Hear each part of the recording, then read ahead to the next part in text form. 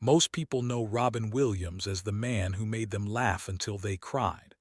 What most people don't know is what happened on June 14th, 1993, on the set of Mrs. Doubtfire, when the cameras weren't rolling.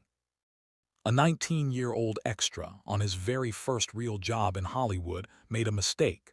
The director lost his temper. The kid was about to be fired and escorted off the lot, his dream ending before it ever began. And then Robin Williams, dressed as a 60-year-old British nanny, stepped between that kid and the director and refused to move. What happened next never appeared in any interview, behind-the-scenes documentary, or press junket. But years later, director Chris Columbus told the story and said, "That was the day I learned the difference between a star and a hero." To understand why that moment mattered, you have to understand what a film set really is. It isn't magic. It isn't creativity flowing freely. It's a machine, a precise, unforgiving machine, where more than 100 people work together to capture maybe 2 minutes of usable footage in a 12-hour day. Every minute costs money. Every mistake costs time. And time is the only thing no one has. There's a hierarchy on a set, rigid as the military. At the top is the director, then the stars, then department heads, and at the very bottom are the extras, the people meant to blend in, fill space, stay invisible. They're expected to stand where they're told, move when they're told, and above all, not mess up. Because if they do, there are hundreds more waiting to take their place. It was June of 1993, stage 12 at 20th Century Fox. Mrs. Doubtfire was deep into production. The movie was a logistical nightmare. Robin Williams spent 4 hours every morning in the makeup chair, buried under prosthetics that turned him into an elderly Scottish nanny. The suit was heavy. The lights were brutal. The process was exhausting. He arrived before dawn, filmed all day in layers of latex and padding, then spent another hour having it all removed. 5 days a week, for months, and he never complained. The crew adored him. Between takes he cracked jokes, did impressions, remembered names, and asked about people's families. He made an exhausting shoot feel survivable. Chris Columbus was directing. This was before Harry Potter but after Home Alone. He was talented, respected, and under enormous pressure. The studio had taken a gamble on a strange comedy about a man disguising himself as a woman to see his kids. It was expensive. It was risky. And Robin, brilliant as he was, could be unpredictable. He improvised constantly, sometimes forcing dozens of takes. Columbus was stuck in the middle, trying to protect the creative magic while keeping the production on schedule. And on this day, that balance finally broke. They were filming the restaurant scene, a complicated setup with dozens of extras, multiple cameras, and tightly choreographed movement. The crew had been working since early morning. By mid-afternoon, they'd captured barely a minute of usable footage. One of the extras was a 19-year-old kid, new to the industry, nervous. Watching Robin Williams work felt like watching a master class. The way he shifted between characters, the way he commanded attention without demanding it. The kid was in awe. His job was simple: sit at a table, lean forward at the right moment, look natural, don't draw attention. They rehearsed, take 1. A technical issue, take 2. Almost perfect, take 3.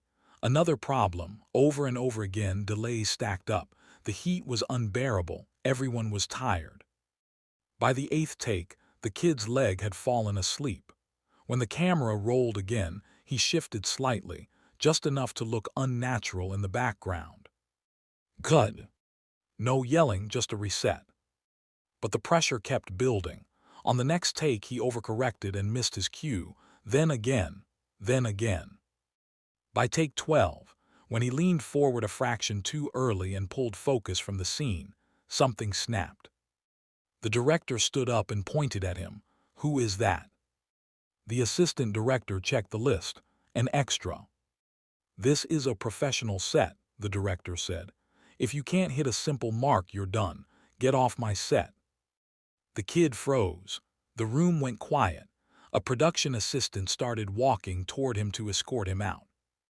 And then Robin Williams stood up. Still in full Mrs. Doubtfire costume, he walked straight toward the director.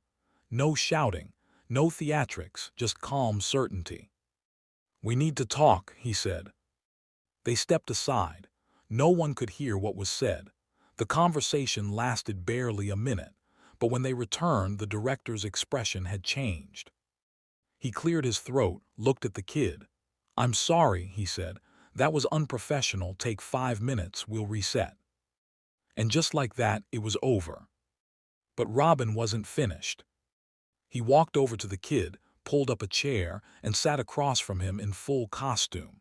Everyone nearby could hear him. "You know how many times I've messed up today," he said. "A lot, missed lines, missed marks, messed up jokes, and nothing happened, because that's the job." He paused, then added, "The only difference between you and me is that nobody yells at me when I screw up." The kid didn't know what to say. Robin leaned in. "You're doing fine. That last take, that was good, trust it, and if anyone gives you trouble after this, you come find me." They reset the scene. This time the kid nailed it, relaxed, natural, perfect. When the director called cut, he smiled for the first time all day. "That's it, moving on." The kid stayed on the film, finished the shoot, kept working, slowly built a career, nothing flashy but steady, and every time someone asked how he made it, he told this story. Years later, when Chris Columbus was asked about his favorite memory from Mrs. Doubtfire, he didn't mention a scene or a joke. He talked about that day. He said he'd been so focused on schedules and budgets that he forgot he was working with human beings. And Robin reminded him. Robin Williams passed away in 2014. When he did, people shared stories about his comedy, his talent, his genius. But the quieter stories mattered just as much. The ones about kindness, about showing up, about protecting people who couldn't protect themselves. That day on set, he didn't just save a kid from being fired.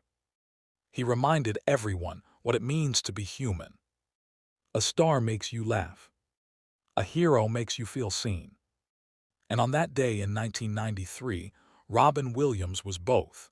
Here's a shorter, cleaner version of the ending, keeping the emotion but tightening it up. Robin Williams passed away in 2014, and people remembered his talent, his humor, and his unforgettable performances. But the people who worked with him remembered something else, his kindness. That day on set, he didn't just stop a young actor from being fired. He reminded everyone that mistakes don't define a person, and that compassion matters more than perfection. In a business known for pressure and ego, Robin chose empathy. And that's why, long after the laughter fades, his impact still remains. When the news broke, the world mourned a comedian. They replayed his funniest scenes, shared his wild interviews, and quoted the lines that made them laugh for decades. But the people who had worked beside him remembered something deeper. They remembered the way he treated others when no one was watching. That day on the set of Mrs. Doubtfire, he didn't step in because cameras were rolling. There was no audience, no applause, no headlines waiting to be written. He stepped in because he saw a frightened young man about to have his dream taken away over a mistake that could have happened to anyone. And instead of letting the system crush him, Robin used the only power he had, his voice, his reputation, his humanity. He didn't yell. He didn't embarrass anyone. He didn't make it about himself. He simply reminded everyone in that room that they were working with people, not pieces of a machine. That behind every extra, every crew member, every nervous kid trying to do their job was a person hopping to belong. The kid went on with his career. The film went on to become a classic, and most people who watched it would never know what almost happened that day. But the lesson remained, carried quietly by those who witnessed it. Because real greatness isn't found in fame or talent alone. It's found in moments when someone with power chooses kindness instead of convenience, when they protect instead of punish, when they see someone struggling and decide not to look away. That's what Robin Williams did that day. He didn't just make people laugh. He made them feel seen. And in the end, that's why his legacy still matters.